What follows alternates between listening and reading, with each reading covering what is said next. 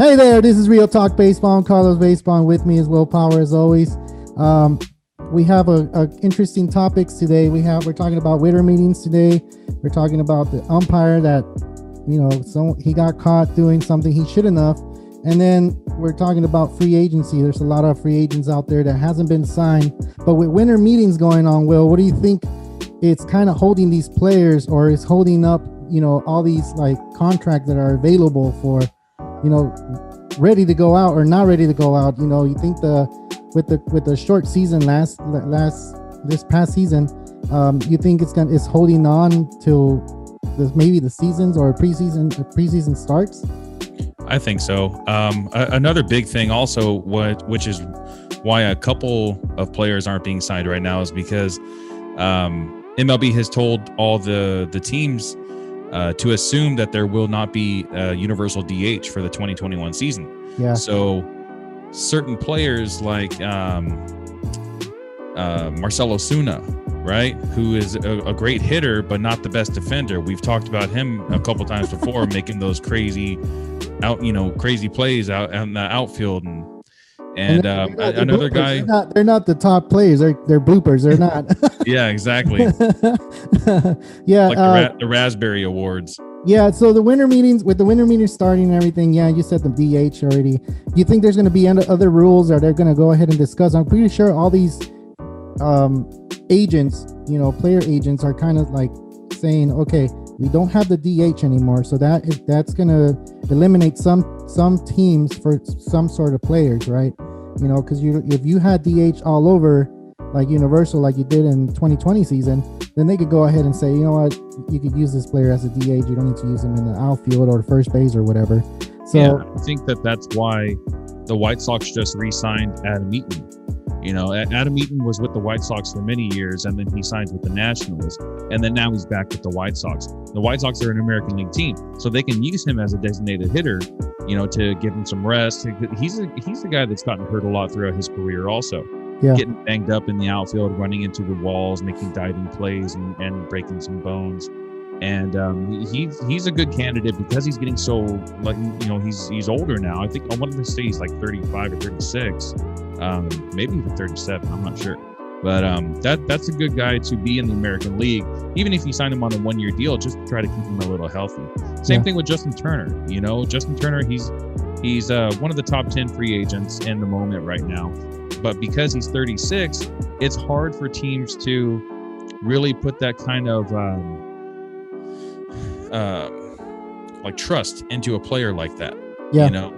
His bat is still solid, but the glove's still solid too. But playing on the field and also hitting, that's double trouble. You could easily get hurt, either one.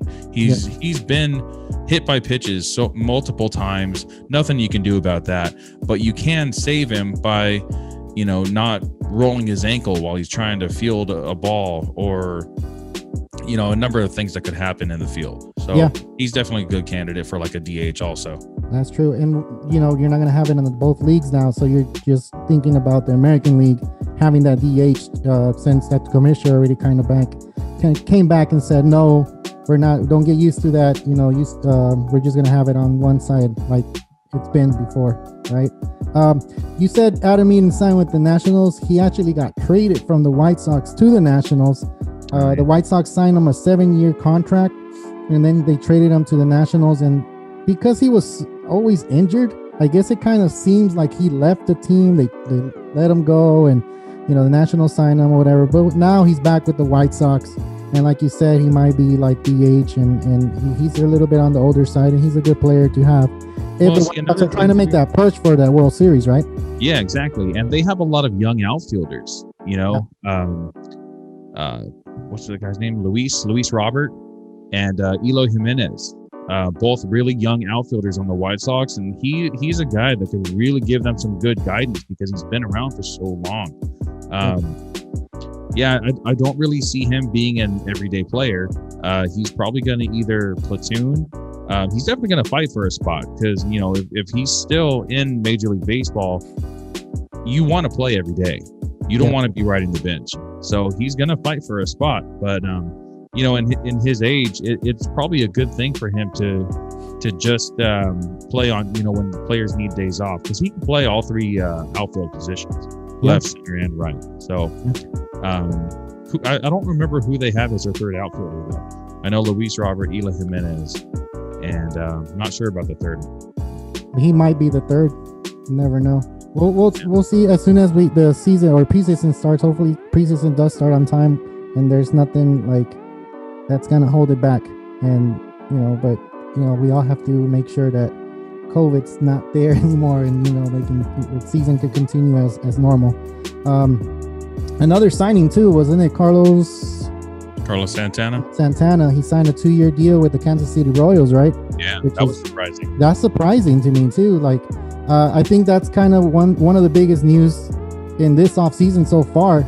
I think because I thought he was just going to be in Cleveland forever. Yeah, I thought so too. I mean, after the Phillies signed him for a couple years, he got traded back to Cleveland after his contract was already over with Cleveland.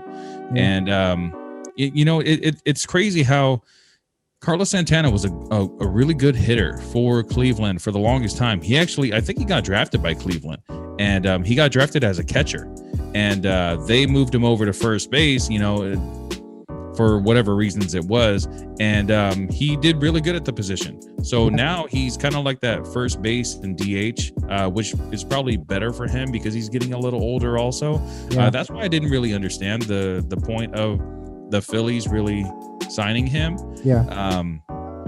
I think that they should have just kept Rhys Hoskins at first base and not try him out in left field like they did. And I mean, now that Carlos Santana's gone, the Phillies do have Rhys Hoskins as their primary first baseman, which is working out great for them. So, now with Carlos Santana, I mean, I think it's a great pickup for the Royals. American League, he can DH, he can play first base. I don't know who they really have at first base anymore. Was Hosmer, and then after that, after 2015, after he signed with the Padres, I think they had a couple guys kind of bounce around. With the Royals? Yeah. They didn't have a starting first Not really baseman, like a permanent guy. Yeah, so now they have their guy, so they're going to look to Carlos Santana to provide power and play a little bit of first base, and they gave him 2 years, so they're definitely putting some faith in him. Yeah, but I mean, talking about Carlos Santana, this guy's an on-base machine, dude.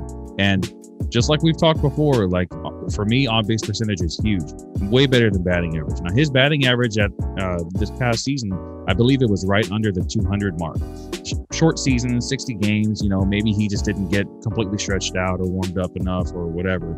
But under 200 average, but a 360 on base percentage. That's over 100 points higher. So this guy walks more than any other player in all of baseball, even more than Mike Trout, more than Bryce Harper, who's another on base guy. So having this guy on the team, he's definitely the type of guy that can get on base and help other guys to get some RBIs, drive them in. That's true. With that said, I know they're not the top free agents, but they are one of the known names out there that got signed. So let's start with the number one, who everybody's trying to see who this guy's going to go to, Trevor Bauer. Trevor Bauer is one of the top pitchers out in this free agency season, and I don't see this happening anytime soon, but there is some claims, or there is some stories, or is there some guys saying that he either is going to go with the Angels, Dodgers, Yankees, Mets. And those are the 4 teams that are really pushing to get this guy to their teams. And I think it's going to be a great addition to whatever team he decides to go to. I mean, he was a beast this past season, Cy Young Award winner. So he has his case. I mean, are they going to give him a big contract? Who knows? He came out saying that he just might need that 1 year because he doesn't want to stay with a team longer than 2 years, I think he said, because he made a bet with one of his friends. I don't know how that work out, but if he's just looking for a 1 year, it might be a big contract, just that 1 year, and then a team option for the second year, and then he'll be all right to get a bigger contract. Because right now with the COVID-19, it kind of set some teams a little behind, and they can't offer that big contract money, which a lot of players are expecting. So I don't know if this. I think this would be a good move for Trevor Bauer just to go for that 1 year. And those 4 teams that I mentioned are the ones that are pushing for Bauer to go to their team. Yeah, if he takes a 1-year deal, I understand why the Yankees and the Dodgers would want to sign him for that. Dodgers are already on. They just won the World Series. Adding Trevor Bauer to the mix would just kick Dustin May and maybe Tony Gonsolin back into the bullpen, and then they have a solid 5-man rotation. Just with the addition of David Price, if he's back next season, he opted out in the 2020 season because of COVID. But now that there's talk about a vaccine coming out, and protocols are changing within MLB, so maybe he'll feel a little safer and he'll want to come back and join his former teammate Mookie Betts and try to win a World Series again, just like they did in 2018. That's but true. I like I said earlier, Trevor Bauer, I can see him signing the 1-year deal with the Yankees and the Dodgers because they are big playoff contenders. Either one of those teams could win the World Series. The Mets they're on the verge of a breakout. I don't see the breakout yet, but give them 3 years, and I could see them maybe pushing for a World Series run. But if he takes a 1-year deal, I don't see that happening. They'd have to make some huge moves this season. They'd have to sign George Springer. They'd have to sign JT Realmuto. They'd have to sign, maybe Michael Brantley. There's so many pieces to the puzzle that the Mets just don't have in the moment. And that's not going to entice a guy like Trevor Bauer to go to that team just for 1 year. He said he wants to take a 1-year deal and just help the team that's already going to be in a playoff run. Yeah. So that would really be the Yankees and the Dodgers. That's not the Angels, and that's not the Mets yet. Not yet. But since you already talked JT Realmuto, he's number 2 on the free agent list. And if the Mets do get JT Realmuto, it might be interesting for Bauer to try to go there, because now you're talking about a guy that actually hits, the ball really well.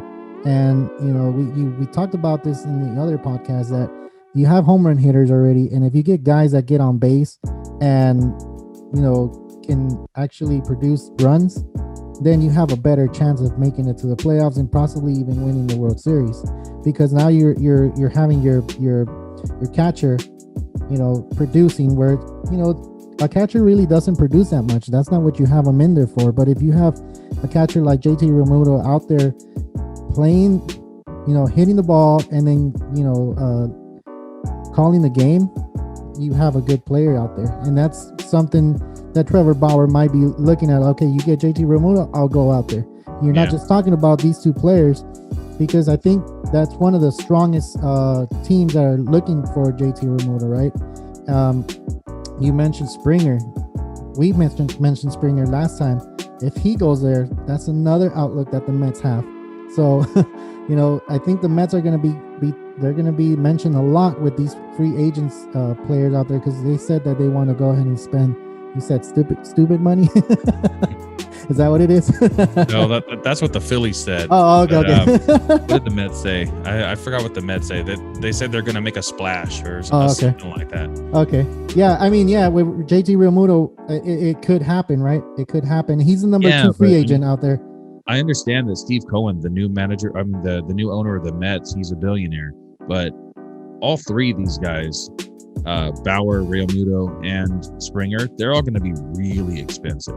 You're going to have to pay Bauer. He's probably going to want close to $25 million after winning the Cy Young Award. That's going to be his his spiel when he goes to meet with these owners. And JT Realmuto, he's probably going to want a long-term deal. I don't think he's going to want anything less than 4 years with maybe a club option after that. And then George Springer, kind of the same thing, after what he's done in Houston, scandal or not, he's been a great player. Like the thing that we kept on hearing over and over again during 2017, 18, 19, and 20 was Springer Dinger. He's the best leadoff hitter in the game today, in my opinion. Yeah, he's has a really good on base percentage, really good average. He hits home runs. He's quick. He can play, center field. I think he's a little bit better maybe in left field. I don't think that his range is as good, but because he was on Houston, he was the best option in the moment. If he does sign with the Mets, I don't really see anyone out there that could really take the center field anyway. That's currently on the Mets. You got Michael Conforto in left field, and Springer, I think, would fit in nicely in center field. Yeah, and he's number 3 in free agency, so we're already talking about him and going through like the Mets, doing all these things. Houston could go ahead and still have him there because they are in the talks with Springer. The Mets and the Astros are the top 2 teams that are trying to get Springer, and we don't know what the contract's going to look like or what negotiations is going on, because there's not a lot of big deals happening. Usually, like by this time, anytime before COVID, winter meetings, you would see like these big signings and everything before Christmas and everything like that. And right now, everything's slow. So don't be surprised if we see like 1-year deals or 2-year deals, and then they wait for these 2 seasons to pass by so they can go ahead and bank off of that. And right. So let's move on to number 4. You want to say something else about Springer? Well, something about all 3 of them. Trevor Bauer and JT Realmuto are both 29 years old. So, they're in the prime of their lives right now. 29 years old is a great time to be a professional baseball player. And signing them for long-term deal, 3, 4, maybe even 5 years, it's not that bad. But then you look at George Springer, an outfielder, he's 31. How much time does he really have? Signing with a National League team, like we were talking about the DH earlier, an outfielder that signs, a long-term deal when they're already on the wrong side of 30. I'm sure that the owners and the general manager of the Mets are thinking about this also, because he hasn't shown any signs of slowing down. He broke into the league a little bit late. I think he was a rookie maybe in like 2016. Was he? I think it was 2016 or 2015 maybe. But because it was 5 years of MLB service, and then now he's a free agent. He's a free agent. So yeah, I'm pretty sure it was 2015. So in 2015, which was 5 years ago, he was 26 years old. Now, usually 26 years old when you're barely getting your break, your debut season, that's a little old for a guy that can play as well as he does. Yeah. So, maybe playing in the minors for so long, it kind of helped his career longevity long term, because in the minors they don't play as much as they do in the majors. 162 games in the minors, I believe it's only like half of that, like 80, or maybe it's traveling. The traveling for minor league is kind of rough on the body too. Like it is, because a lot of times they're driving, not really flying to try to save that money. So exactly. Yeah. So let's move on to number 4. Marcell Ozuna. We talked about him, and he's a really good player. He's not really that good in outfield, but someone probably since there's no DH in the National League, someone in the American League is really probably pushing for this guy to actually go there. He had an incredible year, almost MVP season.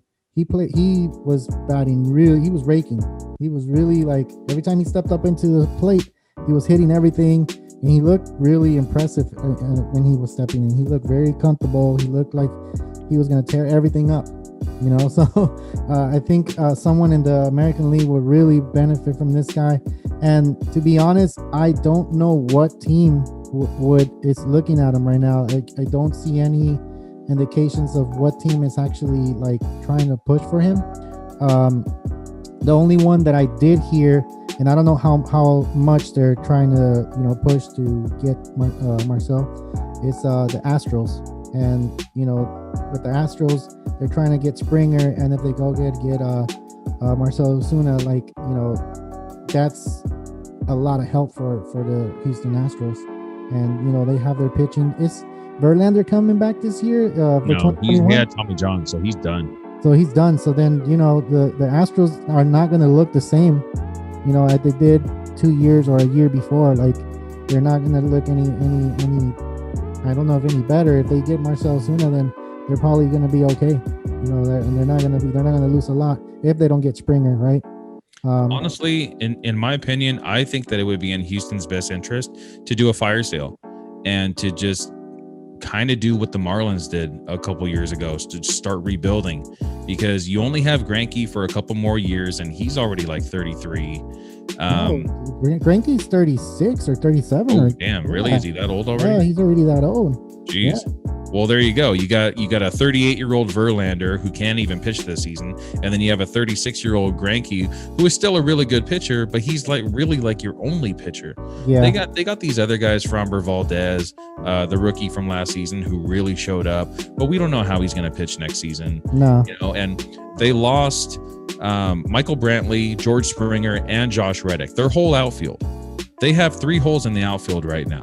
Yeah. They have other guys, Kyle Tucker, who broke into the league a couple seasons ago, and he could really easily fit into right field to take over as where Josh Reddick was playing, or even left field. Either position would be fine for him. But they do have holes in the outfield, and then you got Carlos Correa coming up on free agency after the 2022 season. So he only has 2 more seasons with the Astros. I'm not sure about Altuve. And they just re-signed Yuli Gurriel for 1 more season. 1 more season, you're right. Yeah, and then Bregman should be coming up on free agency also pretty soon. I think the next year, not this year, but for 2022, I believe. Yeah, so it's like you're losing all these guys, potentially losing all these guys, because they could just re-sign them. But Houston's always kind of been small market. They don't have that much money. They rely on their farm system to bring them up, or trades like they did with Verlander. Yeah, that's true. So, going forward, I really think that they should just work a Carlos Correa trade. There's a lot of teams out there that really need a shortstop. I don't really see them really making a big push for anybody. I mean, Marcell Ozuna, because he can only really DH and he's a liability in the outfield, I could see them signing him for, something somewhat cheap, maybe 2 years for $17 million, as opposed to like a George Springer that's probably going to get $17 million per year. And he wants probably like 5-6 year contract. Exactly. Yeah, so that's smart. And but I don't know if Marcell Ozuna is going to actually get that type of money. He probably wants something secure and something that he's going to be there for more than just 2 years or a year. And we'll see how it plays out. Yeah, he's pretty fairly young. He's probably in. I don't know his exact age. We should probably look for it. I want to say he's 28. Is he 28? Let me see. But yeah, man. I mean, Marcell Ozuna, his bat is still solid. He's when he broke out with the Marlins a few years ago, he was a huge power hitter, and even back then, like actually the very first season, he did really good defensively.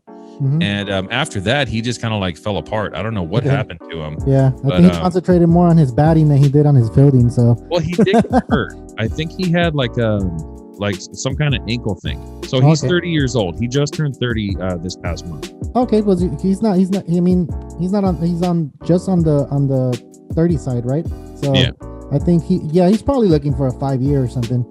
We won't know until something actually is on the table and people start talking about it, and then there's news, and then we can go ahead and talk about it. But since there's not a lot of news on the winter meetings, which is kind of weird, it's really slow. I guess it's Zoom is not working as well. And that's the thing. I think that because you're not in person with all these other owners and general managers, it's really hard to strike a deal. You can't look at someone and directly talk to them. You have to do it, on a screen with 30 owners, and it's got to be tough for them to be able to talk to each other. I'm sure they're probably like calling on the phone to each other owner, trying to like work out a deal or whatever, but I mean there's only so much you can do without a face-to-face conversation. Yeah. Well, let's move on to number 5, DJ LeMahieu. The Yankees are one of the front runners to sign him back, but because he wants a 5-year, 6-year deal, the Yankees are not looking as favorites right now, because I think the Yankees had a 4-year contract on the table for him, and he's asking for a 5th-year team option for $25 million. And it doesn't look like the Yankees want that, because they just want that 4 years, but the Mets are there, And I believe the Mets have that type of money if they're gonna go ahead and get this guy, Trevor Bauer, and Springer. So they can go ahead and do the 4 years with the team option for the 5th year, which is what DJ LeMahieu is looking for. But it's not playing out as like the Yankees are gonna get him because of just that 1 year. Maybe the Yankees can go just be like, you know what, we'll go ahead and do the 4 years and we'll add that 5th year, but we'll do the 20. We won't do the 25. But that's what DJ LeMahieu is looking for. I mean, he's a solid second baseman. You saw his numbers. He's been had those numbers since Colorado. So I mean, he won the batting title with Colorado. Yeah, and then he won the batting title with the Yankees. And we've been saying, like, does DJ LeMahieu have, just because he played in Colorado, is that why he had those type of numbers? But no, he just proved us last year that he had those solid numbers in Yankee Stadium, which is it's not a big stadium either. I mean, it's kind of, everybody calls it like a little league. Everybody's trying to, everybody can hit it out of there. I think is what, 277 down the line. It's not right field line is real short. Yeah. So, and then the fence is not even that high. So that's why you got 8 foot tall Judge working the outfield back there, so that way he can rob some home runs. He can rob some, but DJ LeMahieu's not that short either. He's a tall second baseman, man. Yeah, he's one of the tallest ones out there, and maybe that's something that's wrong with why they don't want to give him that long contract, because he is tall on the taller side.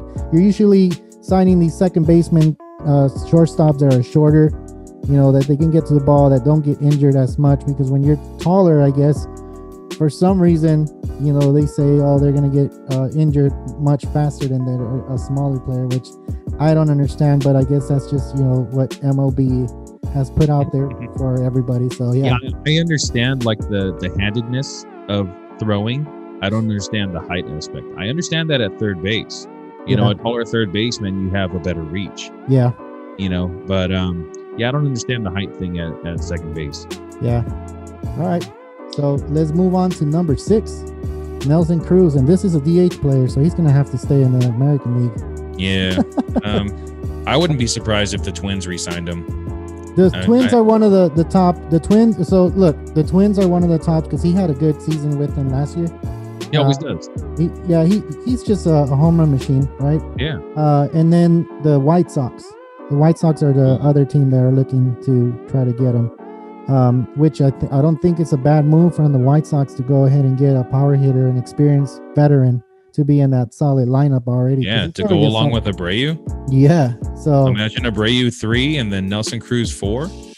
Nothing but White Sox bonds out there. Yeah, seriously. That no. So yeah, it'll be a pretty interesting move for the White Sox if they do go ahead and get. They're definitely making moves because they just made that trade for Lance Lynn also. And that's true. We didn't even mention that. That trade was a big trade too. Like, it wasn't something that was like, oh yeah, Lance Lynn. Yeah, he does have almost like a 400 ERA. He's just under that, right? But well, career-wise, but yeah, career-wise, the last few seasons he's been really solid. And that's what I was trying to get to. Like, his last few seasons, he's been pitching pretty solid, and it's a really good addition to add to the mix that White Sox already have. I don't know if Dallas Keuchel's still with the White Sox. Is he? Yeah, he has. Yeah. I believe it's one or two more years. Okay. And they also have Kenta Maeda. I'm sorry, not Kenta Maeda. Lucas Giolito, who just pitched the no-hitter this past season. Yeah. So that 1-2-3 punch right there, that's great rotation that the White Sox have right now. And it makes them more of a contender. You still have the Indians and you still have the Twins on that division. And all 3 teams went to the playoffs last year. I don't know if the playoff bracket's going to stay the same. I'm pretty sure it's not. This commissioner's just like, yeah, I like it, but I don't want it. So I think that he's going to remove it just like he removed the DH. And why are we not talking about the DH thing? I think I like the DH being on both sides. At first I was against it, but then we tried it. We tried it in experiences as fans, and I liked it. Yeah, it makes it more exciting. Who wants to go see a pitcher go and hit when they bat like 150 on the season, Usually when they do bat 150, it's because they made contact with the ball, just barely, and then it like bleeps over like the second baseman's head. There's a couple guys that can actually rake. Kershaw's a good hitter. Greinke's a good hitter. Bumgarner's a great hitter. Bumgarner just hits bombs. He'll hit it out of any stadium. He's a lumberjack. Yeah, seriously. I mean, he's a big dude too, and he's strong. He was a farmer, before as a teenager. So he's definitely strong. He can definitely hit the ball hard. But I don't know, man. I mean, it just the only point in having a pitcher going bat up there is if you have a runner on first and there's less than 2 outs, so that way he can at least like bunt him over. But I mean, other than that, like, it's kind of boring to watch a pitcher hit, and then you're always scared that if it's a pitcher that it's on your team that you root for, that he's going to get hit by a pitch or he's going to get hurt or something. Just let these guys stay healthy, man. Like they already have to deal with enough with Tommy John surgery and shoulder issues and back issues and hip issues. Like pitchers get hurt so often. That's true. Why are you going to throw them in the line of fire to just risk getting hurt even more often? That's true. Makes no sense to me, man. We want to see guys that can actually hit, not guys that flail at the ball like they've never swung a bat in their life. Yeah, like you want to get a number 7, like the number 7 free agent, Michael Brantley. You want to get him in there and be like, yeah, I'd rather have him instead of having my pitcher, Yeah, but exactly. Yeah. So the DH not being in the National League, it's to me, at first it wasn't that good. But now that I saw it and I saw it played out and the season was a lot faster and the pitching movements were a lot different than it was before, because I'm more of a National League guy, not American League. But now that I saw this past season, I liked it a lot. I kind of was like, cool, like it makes sense. Well, see, that's another thing too, is you don't have to worry about pinch hitting for your pitcher. Exactly. So, the 6th inning, when your team is on offense, if it's the pitcher's time to hit, if it's like, runners on second and third with 2 outs, you're usually going to pinch hit for your pitcher because you want to have a better chance at getting a base hit and scoring some runs. Yeah. But if you just have the DH there, then you don't have to worry about it. You can have just the, a position player or the DH hit, and then your pitcher can still stay in the game for another inning or 2. That's true. Well, Michael Brantley is number 7, and he is available. Michael Brantley, the Astros are one of the favorites to actually go after him and get him, re-sign him. This time there, he did pretty good. He got a 309 batting average. He's just a solid hitter. Yeah. But what you just said with them trying to rebuild, I don't know if they're going to do that because they do have Dusty Baker there, and I know they want Dusty Baker to win a World Series, and that's why they got him back in there, because you know how they got rid of forgot this guy's name, the coach that they fired, Hinch, which is with the Detroit Tigers. Got signed by Detroit to be their manager. Yeah, I don't know about that, but anyway, I think MLB wants this guy to win a World Series, and the Astros want that too. I know the Astros had their 2017 season, which is kind of every baseball fan is talking about. But Michael Brantley's a good player. He's a quiet player. He stays to himself. He plays the game right. And, I think it would be a good but it would be a good signing for the Astros to have him back on that team. Because like I said, he batted 309 his career in Houston. And I think he had like 28 home runs during the 2020 and the 2019 season, which is solid numbers, for a guy that like really a lot of people don't talk about. And, when I see him play, he always is getting the bat on the ball. So he doesn't strike out that much either, so that was number 7. Let's move on to number 8, Liam Hendricks. So if someone's looking for a bullpen, this is the guy that they're trying to get, and not a lot of teams are actually pushing for him. I heard that Dodgers were one of the teams, but the one that's the front runner is the White Sox. There we go, White Sox again. They're trying to push for that, trying to get over that playoff. They lost that 3-game series against the A's after winning that first game. Yeah. Right? So now they're trying to get reinforcement in the bullpen.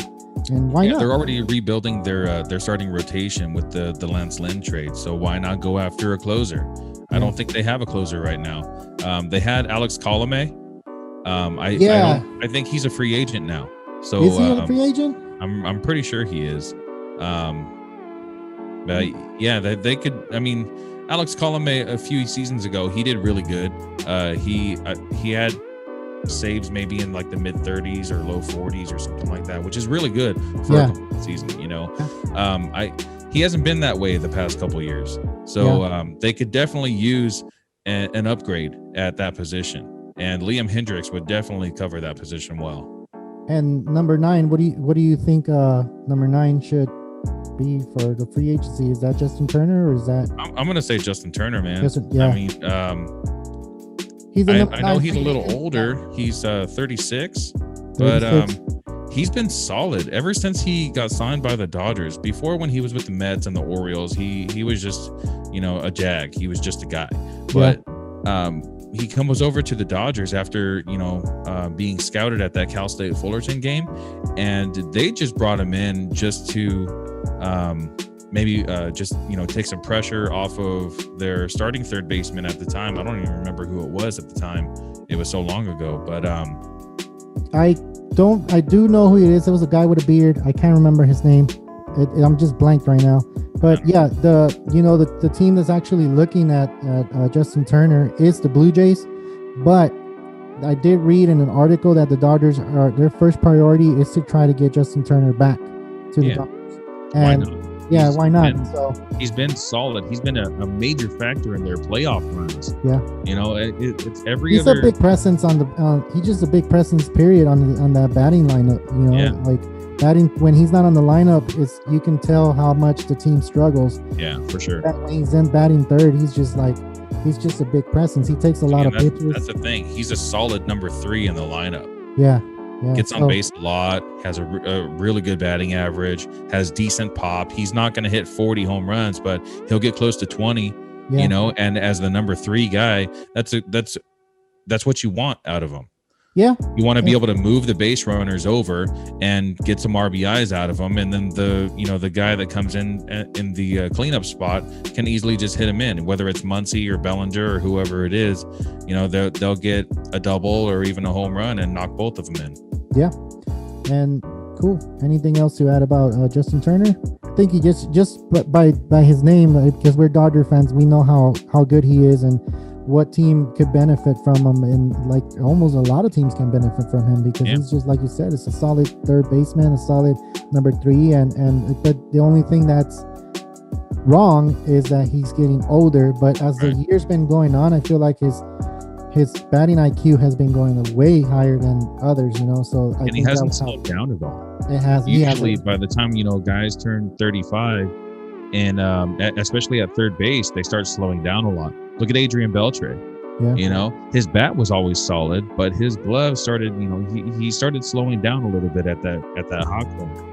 So he was always solid though. I always liked Adrian Beltre. I think that was one of the worst things the Dodgers could have done by letting him go. I think he was solid. His personality was he was a good guy. He loved being here in LA. He debuted with the Dodgers. Yeah. And they let him go. He had that one season, he hit 49 home runs. And then after that, they let him go. And that's why he signed a big contract with the Mariners. So, I mean, it sucks for Beltre. But yeah, hopefully it doesn't happen to Justin Turner. He probably could work something out for 2 years. And he can stay here in LA. And if he doesn't, we wish him well. And he's going to do good wherever he goes. I know the Blue Jays are looking at him. And it looks like the Blue Jays are trying to spend money. Because he's not the only player that the Blue Jays are linked to. There's a lot of players that the Blue Jays are linked to. And pretty good ones too. So, we'll see what happens as the winter meetings, go on. And number 10, the last one, shortstop, Didi Gregorius. He's actually, I feel that he's going to be one of those players that signed for a 2-year contract, or 1 year, only because I don't think he did that well this past season. And it was a short season. It looks like the Phillies are trying to work a contract with him. So he can. I think that's the best fit for him. You think so? I don't really think he should go anywhere else. I mean, he's kind of at the end of his career too. He was with the Diamondbacks for a while and with the Yankees for a while, so he's been around the block a few times. And I, as a team owner, I wouldn't give him more than a 1-year deal. You know, there was a couple seasons ago, I think it was his last season with the Yankees, where he was just a hitting machine, man. Like I think he was close to like 45 home runs, really good batting average. His glove was still solid too. Phillies have a hole at shortstop. You know, they do have Gene Segura still that they got from the Mariners for that trade from with JP Crawford, but I don't see Gene Segura staying healthy enough to play shortstop all the time, and he's more of a second baseman anyway. They have other guys like Scott Kingery that could shift to the infield because he's a natural shortstop anyway, but then they have a hole in their outfield. So I think Scott Kingery is just fine, you know, in left field. Yeah. But I really feel that Didi would be a good fit to just stay in Philadelphia. Whether they offer him 1 or 2 years, I don't know. But if they do offer him 2 years, I wouldn't give him more than maybe $6 million for each year. Well, we'll see what plays out. You know, we're not like it's just the winter meetings. Like, I don't know. Do you feel him kind of weird? I don't feel him like every past year where they're talking about. There's usually a lot more hype. Exactly. By this time, we would already had a big time player already signing with. Well, do you remember what happened when Bryce Harper was a free agent? That took forever. There was no one signed until was that 2018? Was that 2018? Yeah. 18. Well, you know what? You're right. In recent time, it's been like kind of slow. Last year, it went by real fast. All the free agents signed real quick. I think everyone's waiting for the top three: Bauer, Real Muto, and George Springer. Once those guys sign, everyone else is just going to be, you know, making deals left and right. That's true. Well, those were the top 10 for our, you know, free agents list. Before we go, I just want to mention something, you know, I read in the morning about a major league umpire. Brian O'Nara got caught actually being in a human trafficking scheme. So, I mean, that's pretty crazy to read about. Like, you're thinking about baseball players, and then this story comes out about an umpire actually being in a trafficking sting, which is, he was one of the 13 arrested for that in Ohio, which was kind of weird. Yeah, that's really weird, man. Yeah, isn't it? Like, in your off time, that's what you're doing. Like, you should be at home relaxing with your family. As a major league umpire, these guys are making decent money. Yeah. You know? So why would he must be like sick in the head, man, to even fathom the idea of doing something like this. Which is kind of weird. Like, I mean, you're hearing about all these things happening around the world, and you're like, okay, well then you don't hear nothing about baseball players or football. Well, football players you do, right? But baseball players you don't. And then, you know, you think that the umpires are just chilling at home because they've been in the road too, and they're a lot older than the baseball players. Yeah, and then you have this guy getting caught human trafficking. Like, come on. Well, I'm glad he got caught, man. Yeah, I mean, it's not cool because I don't know. We don't know the full story. I'm pretty sure they're gonna, as more, you know, news comes out, I'm pretty sure they're gonna release the whole story. But that's what we got so far, and that's, you know, I just want to mention it here. Which it kind of sucks for whoever is involved in that, and no one wants to be a part of, like, being trafficked or whatever, you know. It sucks. You know, one thing that I read today, kind of going off topic also, is your coffee mug. Oh yeah, that too. I like it. Gotta support our brand, man. Yes. Honestly, I just blanked. I completely forgot what I was gonna say. Oh man, we were talking about human trafficking, and then I started thinking about, like, you know, madness in my head. Oh man. I know what it was now. Sorry, guys. A scout for the Los Angeles Dodgers, 31 years old, passed away from COVID-19. Yeah. So it's real, man. It's out there. You know, people are getting sick. You know, I feel bad for his family 31 years old. That's really young, dude. Young, man. When I read that story, I was just like, man, 31 years old and already scouting players. Like, how? I know. What do you do? Like, how did you get into that? But yeah, the important thing here is like he got sick, and that sucks. Like, I don't know how long he was sick for. He just didn't make it, and like it was due to coronavirus, COVID-19. Yeah, Will, like what Will said, it's real. We have to take care of ourselves. We have to cover ourselves and you know, keep social distancing. I know this is a baseball, real talk baseball, and you know, this is a baseball podcast, but what's going on in the real world, no one has ever experienced. And if you believe it, you know, just go ahead and be safe. And if you don't, be safe for the ones that do want to be safe. You know, if someone says stop going out somewhere, just listen. I don't know how hard it is to listen, right? You know, it's I don't want to get into the political side or politics and none of that. It's just, I just feel like this 31-year-old might have been doing it correctly or might have not. You know, it's just, we just got to be careful when we go out there, wash our hands and do whatever we need to do. I mean, believe what you want to believe. You know, everyone has their own belief systems, and that's fine. Yeah. But respect others above anything else. And if there's someone else in your life, or, you know, just randoms out there that really do take this seriously, even if you don't, the best thing to do is just, you know, respect others and give them their distance. You know, that's all they want. Just give them their distance. Yeah. At least for now. You know, vaccine's supposed to be coming out soon. Wear a mask. It's not that big of a deal. You know, everyone does it. I wear it 8 hours at work. You know, don't keep the same mask on for 8 hours. You make sure you change it out, because, you know, the bacteria from your mouth goes on the mask, and you don't want to get sick from wearing the same mask for too long. You know, the same thing with surgeons and, you know, doing surgeries for so long. They change out their masks pretty often. So, yeah, you know, just follow in suit and do whatever the CDC guidelines are saying to do. Yep. And then hopefully we can get back to normal, start having, you know, 100% capacity fans in the stands, and get back to what it was before. And start chanting, "Let's go Dodgers!" So that way my flight back to LA won't get canceled again. Yeah, that sucks. Hey, if you guys like the video, go ahead and subscribe right here. Right there. Did I get it right? Yeah, I think so. I think it's on the other side. If it's on the other, can you point at it?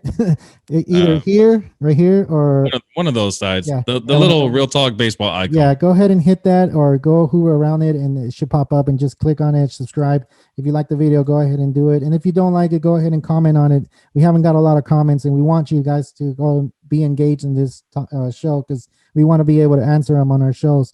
If you guys have any questions or anything like that, you can also go to social networking, which is Instagram, Twitter account, and TikTok. I'm CarloBaseball. This is Willpower. This is Real Talk Baseball. See you guys.